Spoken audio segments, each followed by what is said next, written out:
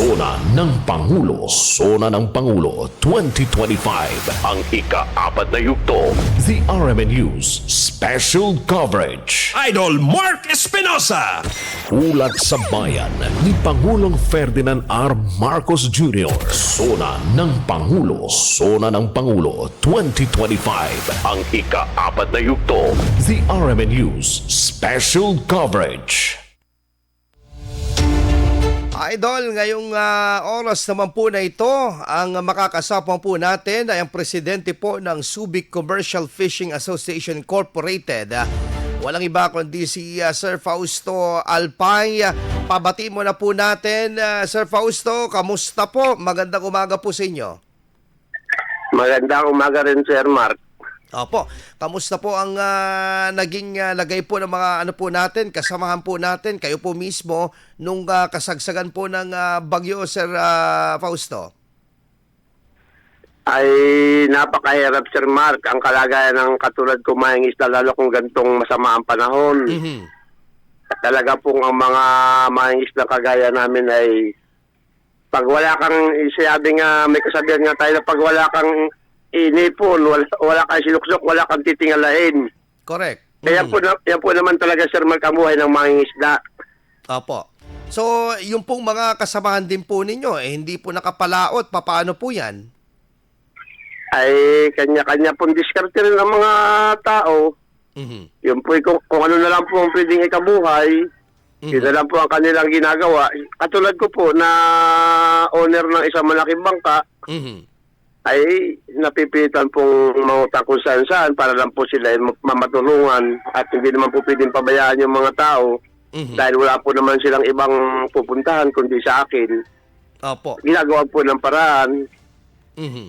Ano po masasabi po ninyo? Kasi ngayon po parang kapag binaha, kapag siraan ng mga palay, tinutulungan, inaayudahan. Pero yung mga mangingisda po, ito actually yung isang senador nananawagan na dapat tuwing may bagyo kasama sa ayuda itong mga mangingisda. Ay mas maganda po sana kung matutulungan, Sir Mark, ang mga kagaya namin ng mga kapos katulad po ng mga isda. Mhm. Ang pinakamaganda po talaga niyan, matulungan ng gobyerno ang magkaroon ng magandang programa para po yung ibang mga katulad namin na mga hirap sa buhay, na sabi nga isang kahit isang tuka, ay hindi na kung saan-saan magano. Pero meron ako yung babalita, Sir Mark, na napakaganda. Ano Na po sana yun? na may matupad. Mhm. May project po ang BIPAR na para sa asosasyon. Mhm. Hindi pa nga lang po na ano, dahil alam mo naman po ang project, napaka bagal umusad. Opo. Sana nga po matuloy yun, maibigay sa mga dapat mabigyan para din po ano po bang may project? maitulong din. Ano po bang project 'yon, Sir Fausto? Sa Piscor yun, sir. Mm. Project ng Piscor. Ano po yata siya. Sa FMA 6 po yun ay. Mhm. Napakaganda po nung layunin. Kaya lamang po, Disyembre po, umabot na agad tayo sa gantong panahon. Talaga po napakahirap. Correct. Mm-mm. So anyway po, Sir Fausto, isa rin po sa talagang usapin din po dyan, nung nag-uusap din po tayo, yung patungkol po sa West Philippine Sea.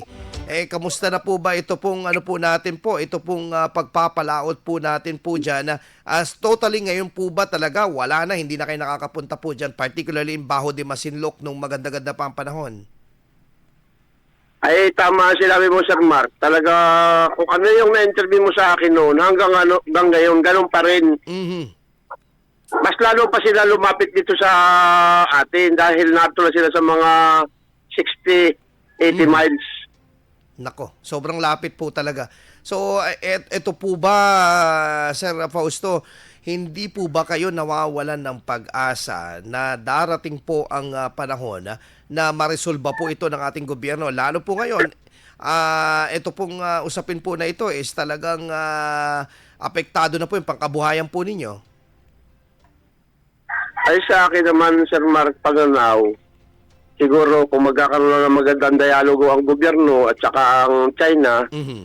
siguro na. Pero ako po yung sana nga po ay magkaroon ng magandang pag-uusap dyan dahil para naman po mga katulad ko mga mangingisda, maging malaya. Mhm. Dahil napakahirap naman po yung sarili mo ng lugar, ay parang pinagbabawalan ka pa, ay yun na nga lang po ang kabuhayan ng mga isda. Yung pag hindi ka lumaot, hindi ka naman din po magkakapira. Kaya po, mabuti nga po kung may mga programang ganyan na matuloy, na mga makakatulong. Kaya lang po, matagal pa po yun. Hindi po kagaya ng on the spot na pag gumanda ang panahon, makakalaot agad ng mga mahing isda. Sa ngayon po naman, Sir Mark, balita ko din sa mga kasama ko dyan sa parting iba, may nakakalaot na. Kaya lang kayong maliliit parang na bangka. Pero po yung kagaya namin komersyal, hindi pa po kami pwede. Hindi pa kami pinapayagan. Oh, okay. So talagang apektado. Ilang crew kayo meron na, Sir Fausto, di ba? Ang dami. Mahigit po 30 yung sakay ko sa bangka ko. Oo. Oh, biruin nyo yun. Tapos, ano po yan? Yung sa inyo po, ilang pangulong po yung ano po ninyo? Hawak po ninyo? Ang hawak ko pong pangulong ay bali doon sa amo ko po ay 3. Ay Okay. ako rin po ang nagmamanage noon. Ay sabi ko na nga lang po doon sa mga kapitan ng mga bangka, sabi ko may mga ano naman kayong pwedeng gawa ng paraan, kayo na lang muna ang gawa ng paraan. Total, tayo naman ay may amo na nautangan. Kaya lang po napakahirap, Sir Mark. Lalaot ka, pambayad lang sa mga utang. Tama. So ito po actually, kayo mismo problemado po kayo na may-ari po ng isang bangka, tapos may pinangungunahan po kayo ng mga pangulong po, problemado rin po kayo. What more, ito pong mga crew po ninyo na pangkaraniwan po ng mga mangingisda, ano po ang kanilang saloobin tuwing nakakausap nyo po sila? Ang mga salubin talaga po ng mga crew na kagaya ng may katulad ko po na may mga ari ng mga bangka. Ang salubin po talaga ng mga isda, sana po maging malaya na lang ang sila mga isda. Dahil bukod po naman sa komersyal, marami mo talaga ang apektado ng... Dahil malapit na po masyado ang China talaga eh. Hindi ko nga po alam kung bakit napapayag yung ating mga Navy o Coast Guard na ano. Kaya lang po, sa tingin ko naman talagang... Wala silang magawa. Sa tingin ko po talaga, Sir Mark, kailangan ng magandang dialogo para po naman yung karapatan ng mga mangingisda ay mabigyan talaga ng magandang pangkabuhay. Dahil katulad ko po sa dagat lang umaasa, mahirap. Okay, siguro panghuli na lamang po kasi pang-apat po na ito na State of the Nation address ng ating Pangulo. Ano po bang inaasahan po ninyo na sana ay nakasama po o nakapaloob doon sa magiging sona ng Pangulo ngayong araw po na ito tungkol po sa mga mangingisda? Ano po ang inyong inaasahan? Ayon sa bali-balita po, Sir Mark, wala naman kaming, sa katulad ko ng mangingisda, wala naman kaming ganong inaasahan sa mga naging State of the Nation ni Marcos dahil yung mga unang mga pinangako niya noon Wala na mga sasulan niya, hindi naman niya natupad. Sa parting po ng mga isda, panalangin na lang po yung inaasahan namin na kung ano man po yung gusto niya ipatupad, kung anong gusto niya ipangako, ay nasa kanya na po yun. Sa kagaya po namin ng mga isda, umaasa na lang kami sa tulong ng Panginoon Diyos. Pero hindi pa rin po kayo nawawalan ng pag-asa na sana talagang matulungan po kayo. Ay, yun naman, Sir Mark. At wala naman po iba makakatulong sa mga kagaya namin, kundi ang gobyerno. Correct. Yun lang po naman talaga ang aming panalangin na sana nga po maayos na yung problema na yan. Kung meron naman silang mga gustong maitulong sa mga isda, ay sana naman po ay kung ano man yung gusto ni BBM ay gawin niya kung ano man yung gusto niya ipangako. Mahirap na po, Sir Mark, umasa. Dapat matupad. Opo. Ano po ba yung example na parang umasa kayo noon na pinangako na hindi naman natupad? Like po sa mga Sir Mark, pag nagkakaroon po ng mga binibigay ng mga ayuda ang gobyerno, napakahigpit ng mga requirements. Bago mo makuha ang isang sinasabi nilang tulong, dadaan ka pa sa butas ng karayom. Kung yun po talaga ay tulong para sa mangingisda, at meron naman pong pagkakakilala ng mga mangingisda, at may mga fisherman's ID, may mga dapat po ay pag talagang sinabing tulong, wag na pahirapan ng mangingisda. Ay, ang nangyayari, Sir, sa totoo lang, magbibigay sila ng ayuda tapos ay magkakagastos pa yung bibigay nila ng tulong. Ay, hindi po yung tulong. Pahirap yun. Yung mga requirements, medyo mahaba-haba. Opo. Marami. Napakahirap po. Halimbawa po, sa kagaya ko na ang pera ko ay pambili ko na lang ng bigas. Hindi ko Tama. na po ipagsasapalaran na ibili pa ng mga requirements na yan na hindi ka naman sigurado kung mabibigyan ka talaga. Correct. Ito rin sinasabi natin actually, kahit anong klase ng ayuda, medyo iklian po kasi tama yung sinabi nyo, Sir Fausto, kung talagang desididong tumulong, tutulong nang wala ng cheche boreche at saka medyo mahaba-habang mga requirements. O baka mamaya kailangan nyo pang bumiyahe sa napakalayo. Totoo ka, sir. Oo. Alam mo ba, sir, ang mga senaryo ng mga mangingisdang kakilala ko dito sa parting Tawag at ikaw naman na hindi nakapasyal doon?